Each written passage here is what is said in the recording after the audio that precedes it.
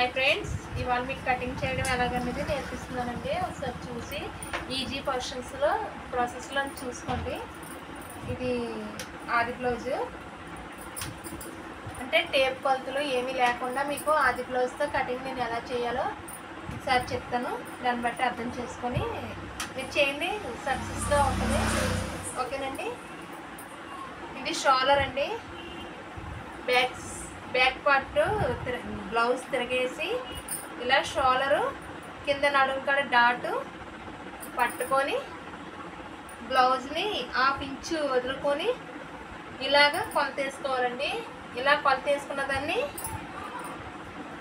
మనం టిక్స్ పెట్టేసి మళ్ళీ షోల్డరు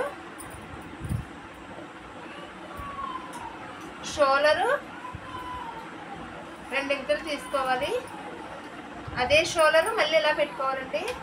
అప్పుడు మనం ఫస్ట్ తీసుకున్న షోల్డరు, తర్వాత తీసుకున్న షోల్డరు, ఫస్ట్ తీసుకున్నది మెడ రౌండ్కి వెళ్తుంది, అదే బ్యాక్ రౌండ్కి వెళ్తుంది.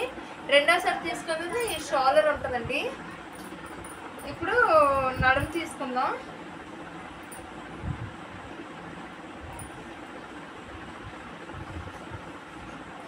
నడుము కూడా నుండి మనం 1/2 ఇంచు వదిలాం కదా, ఈ 1/2 ఇంచు వదిలిన కాడ నుంచి 1/2 ఇంచు కూడా గీత పెట్టేసుకొని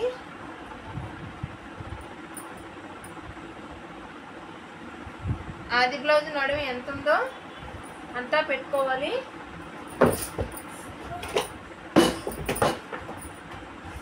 ఆది బ్లౌజ్ ఎంత ఉందో అంతా పెట్టుకొని నడుము వేస్ట్ అండి. నడుము ఈ లూజ్ ఎంత ఉందో లూజ్ కొలుసుకోవాలి. అంటే బ్లౌజ్ మొత్తం ఇలా ఉంటుందండి. ఇంత ఉందంటే మనకు ఖర్చులు ఉన్నాయి కదా, ఈ ఖర్చులు పట్టుకొని ఈ ఖర్చులు నడుము లూజ్ అండి. ఇలాగా నడుము లూజ్ కొలుసుకొని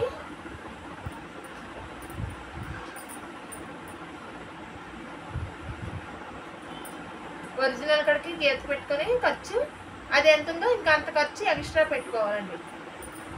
ఎక్స్ట్రా పెట్టుకొని ఇప్పుడు అదే 1/2 ఇంచ్ కాడ నుంచి చంక గ్రోత్ అండి, లోతండి, అలా తీసుకొని లైన్ చేసేసుకోనండి. ఆ డాట్లన్నిటిని గీతలు కలిపేసుకొని చూడండి నేను ఎలా చేస్తున్నానో దాన్ని బట్టి మీరు కూడా ఈజీగా బ్లౌజ్ కటింగ్ నేర్చుకోవచ్చండి. కొత్తగా నేర్చుకున్న వాళ్ళైతే ఈ ప్రాసెస్ బాగా అర్థమవుతుంది.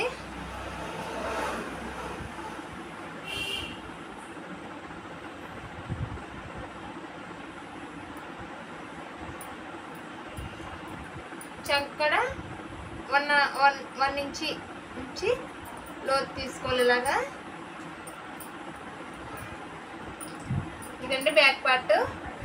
చూసారు కదా ఫ్రెండ్స్, ఫ్రంట్ కూడా చూపిస్తాను.